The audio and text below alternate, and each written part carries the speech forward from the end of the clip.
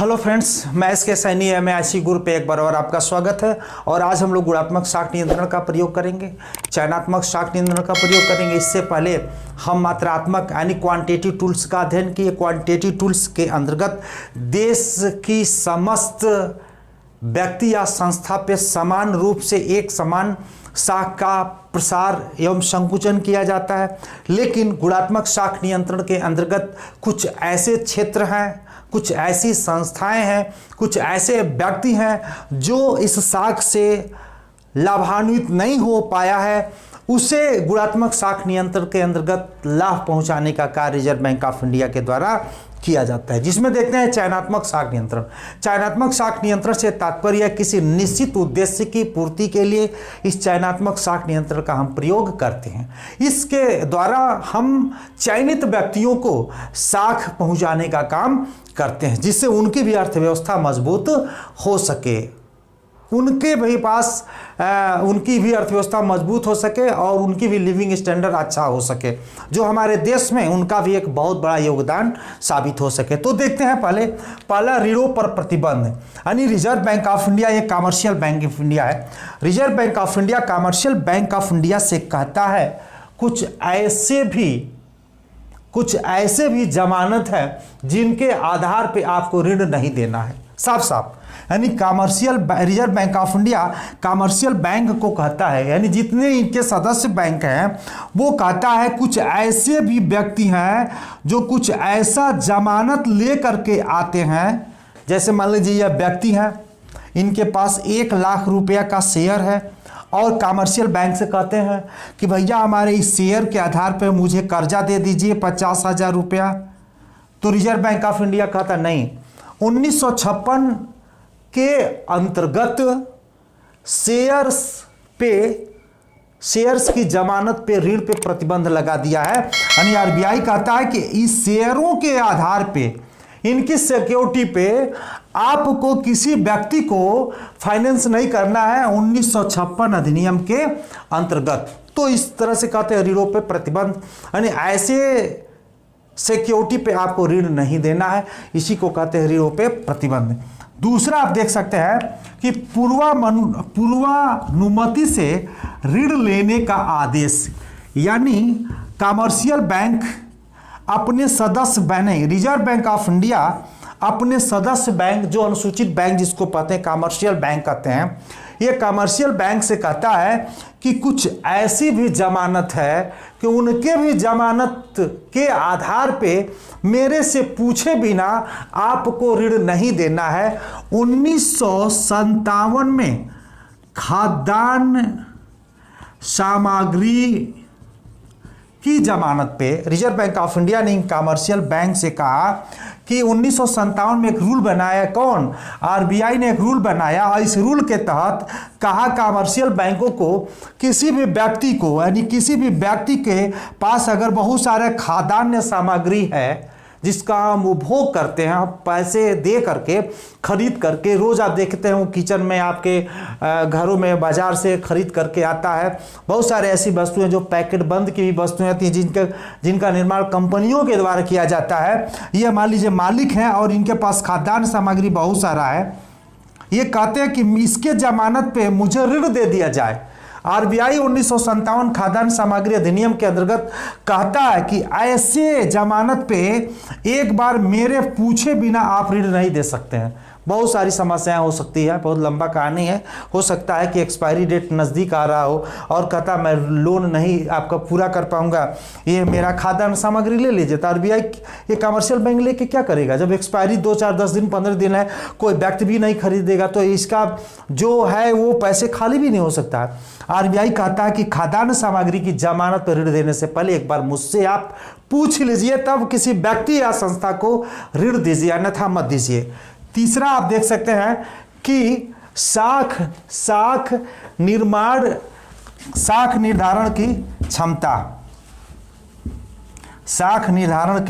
क्षमता, इसका शाख सीमा का निर्धारण। तीसरा शाख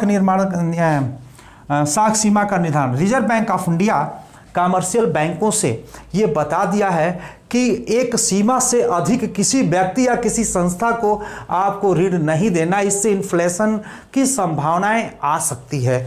तो इसी इन्फ्लेशन डिफ्लेशन को कंट्रोल करने का काम रिजर्व बैंक ऑफ इंडिया। मान लीजिए कोई व्यक्ति है, कोई संस्था है, ये कमर्शियल बैंक 1965 साख अनुमोदन योजना के तहत reserve bank of India commercial bank से कहता है किसी व्यक्ति या किसी संस्था को 2 करोड़ से अधिक अगर ऋण की जरूरत हो, ये 2 करोड़ 3 करोड़ ऋण मांगना चाहते हैं, तो साख अनुमोदन योजना 1965 के अंतर्गत reserve bank of India in commercial या सदस्य बैंकों को कहती है अगर 2 करोड़ से अधिक किसी व्यक्ति या संस्था को लोन देना है तो इससे पहले मेरे से आपको अनुमति लेनी पड़ेगी। मेरे अनुमति के बिना आप किसी व्यक्ति या संस्था को 2 करोड़ से अधिक का ऋण नहीं दे सकते हैं। साख अनुमोदन योजना के तहत 1965 में यह बांड कर दिया गया ताकि ज़्यादा से ज़्यादा बड़ा से बड़ा रकम लेकर के उसे घोटाला करके उसको एनपीए में डाल देते थे। तो आरबीआई ने सख्त नियम लगाया कि इसके तहत आपसे इससे अधिक किसी को आप फाइनेंस नहीं कर सकते हैं। तीसरा है साख की राशनिंग। साख की राशनिंग से तात्पर्य है कोटा। साख कोटा राशन का मतलब होता है कोटा, यानी हर व्यक्ति को कोटे का निर्धारण कर दिया गया है। यानी यह reserve bank of India commercial bank से कहता है कि सभी क्षेत्र में, जैसे मान लीजिए कृषि क्षेत्र में है उसमें भी उसके अनुसार मान लीजिए 40%, 20% मान लीजिए कुछ, मान लीजिए गृह निर्माण में मान लीजिए 20% आपका, एजुकेशन में कुछ, कार लोन में कुछ, व्यापार, यानी इस तरह से कहा कि साख की राशनिंग यानी अपने जो ऋण देने की सीमा 10 लाख रुपया आपके पास है तो 10 लाख का एक कोटा निर्धारित कर दीजिए कि किस कोटे में कितनी धनराशियां जानी है। आरबीआई भी तय कर देती है कि विभिन्न क्षेत्र का विस्तार नहीं हो गया है, इस क्षेत्र को और विकसित करने के लिए इस क्षेत्र में इतनी ज़्यादा फाइनेंस किया जाए, इसमें इतना किया जाए। तो इसलिए कोटे का निर्धारण, जो व्यक्ति पा चुका है उसे मत दिया जाए, जो नहीं पाया उसको दिया जाए। जिस क्षेत्र में ज़्यादा हो गया उसको कम किया जाए, जिस क्षेत्र में लोन ज़्यादा कम है उसमें ज़्यादा किया जाए। तो साख की rationing reserve bank of India का एक रूल है, उस साख की राशनिंग के तहत भी वो कोटे का निर्धारण करके लोन बांटने का काम करती है। तीसरा है नैतिक दबाव। रिजर्व बैंक ऑफ इंडिया समय समय पर कमर्शियल बैंकों के उच्चाधिकारियों की मीटिंग करके, कोई वित्तीय सेमिनार लगा करके रिजर्व बैंक ऑफ इंडिया के गवर्नर या अधिकारी उनको reserve bank of India bulletin पत्रिका के माध्यम या गश्ती पत्र लिख करके कमर्शियल बैंकों को नैतिक रूप से उन्हें दबाव देते हैं, नैतिक रूप से उसे समझाने का काम करते हैं कि अपने विवेक का प्रयोग करते हुए ज़्यादा से ज़्यादा साख का विस्तार करें, जहाँ पे ज़्यादा हो गया उसमें कम करें, कुछ नैतिकता का भी आप ख्याल रखें। तो इस तरह से हमने देखा कि नैतिक दबाव भी reserve bank of India in commercial bank को डालती है कि नैतिकता के आधार पे कम से कम जो पात्र व्यक्ति है उसे आप फाइनेंस करें, जो अपात्र व्यक्ति है उसे आप फाइनेंस पे रोक लगावें। तो इस तरह से कमर्शियल बैंक उस नैतिकता का भी अध्ययन करती है।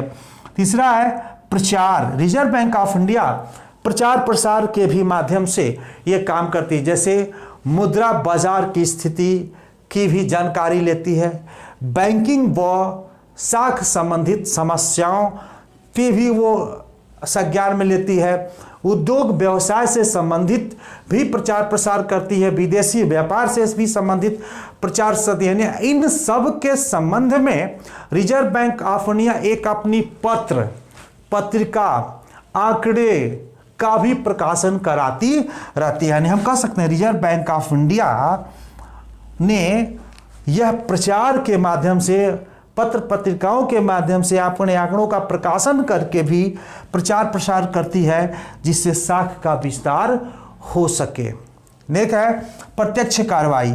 Reserve bank of India commercial bank के ऊपर प्रत्यक्ष कार्रवाई भी करती है। अगर रिजर्व बैंक ऑफ इंडिया की बातों को कमर्शियल बैंक नहीं मानता है तो रिजर्व बैंक ऑफ इंडिया इनके ऊपर प्रत्यक्ष कार्रवाई, यानी अगर इनके बिल है, अगर इनके पास आते हैं तो उस बिलों का पुनर्कटौती करने से इनकार कर देता है reserve bank of India. Reserve bank of India in बैंकों को ऋण देने से मना कर देता है। नहीं मानने पर कमर्शियल बैंकों पर जुर्माना लगाता है, नहीं मानने पे इनके लाइसेंस को भी रद्द करने का काम करता है। तो इस तरह से हमने देखा रिजर्व बैंक ऑफ इंडिया प्रत्यक्ष कार्रवाई करके भी साख को गुणात्मक साख नियंत्रण के अंतर्गत समाज के सभी वर्गों तक पहुंचाने का काम करती है। तो इस तरह से हमने देखा रिजर्व बैंक ऑफ इंडिया के अंतर्गत जो गुणात्मक साख नियंत्रण का आज अध्ययन पूरा हुआ, और रिजर्व बैंक ऑफ इंडिया यह चैप्टर बड़ा इंपॉर्टेंट है। इसमें आरबीआई के कार्य और साख नियंत्रण अक्सर पूछता है। इसके बाद यह भी देता है कि आरबीआई के द्वारा कौन कौन से ऐसे कार्य नहीं किए जा सकते। इसका हम अध्ययन नेक्स्ट वीडियो में करेंगे। आज के लिए इतना ही, धन्यवाद।